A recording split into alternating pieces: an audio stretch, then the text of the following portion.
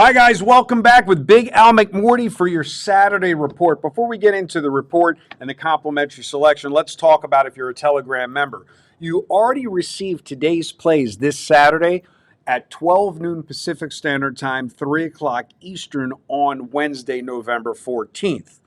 That means you're supposed to play the games when you receive them, not wait till the day of the games and just say, oh, I have these games early. I'll just wait till Saturday. Again, almost 72 hours prior to game time. And that's the value of the all access, where on the premium page, you're actually getting those games daily and you're also not getting any updated information. Now, is there a difference, and should clients wait till game day to bet the games out, or should they bet them when you send them? Well, I've actually tracked it.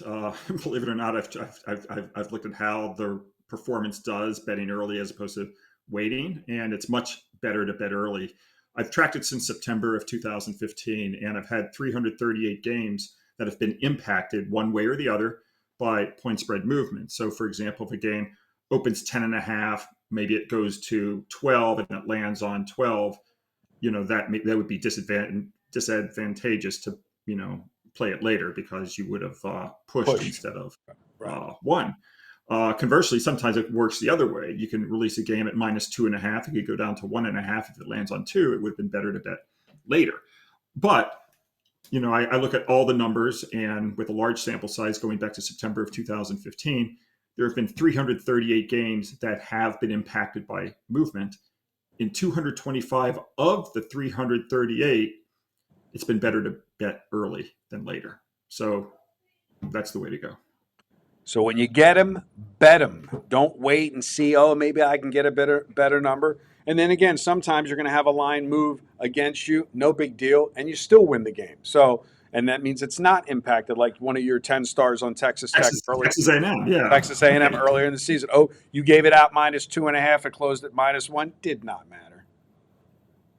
Did not Yeah, matter. most of the time it doesn't matter, but that doesn't mean you always want to get the best number. And what this illustrates really is that we do get the best number most of the time by betting early. There you go, guys. So, as I always say, pros bet early, Joes bet late.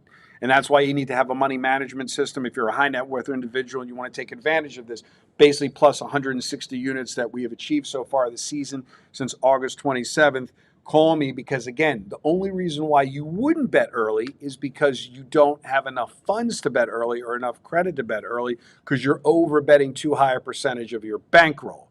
And that, Al, as you're shaking your head, you can't see me, but I can see you, is one of the issues that I always hear, but I can't bet the games early because it's too many units. Well, it's only too many units if your unit value is too big, right, Al?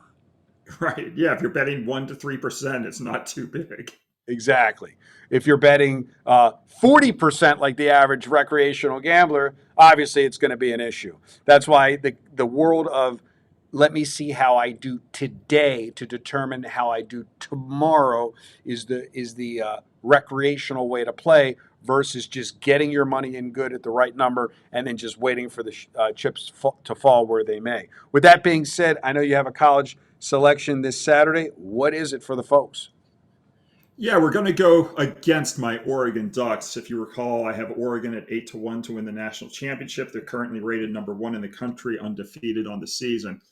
They now have to play Wisconsin. Oregon's favored by 13.5 in the game, but Wisconsin is one of those teams that steps up against the best competition. Wisconsin is now 42-15. ATS is an underdog of more than 6 points when they're matched up against an opponent with a 692 or better win percentage. And when matched up against an undefeated opponent like Oregon, what Wisconsin is 19-6. ATS will grab the 13.5 points with the Badgers. There you go, guys. And again, don't buy the half a point to 14. I'll get those texts all day long, Al. Take them plus the 13 and a half. If it happens to land on 14, oh well. Right, Al? That's exactly right. Do not buy half points, right? That's the quickest way to dump extra money, correct? Correct. I mean, yeah, don't buy half points in any league, whether it's the NFL, basketball, college football. The average college football game lands 12.01 points away from the point spread. Like Al said, he has statistics for everything. Send me a text message, 702-769-0404. Good day and good luck.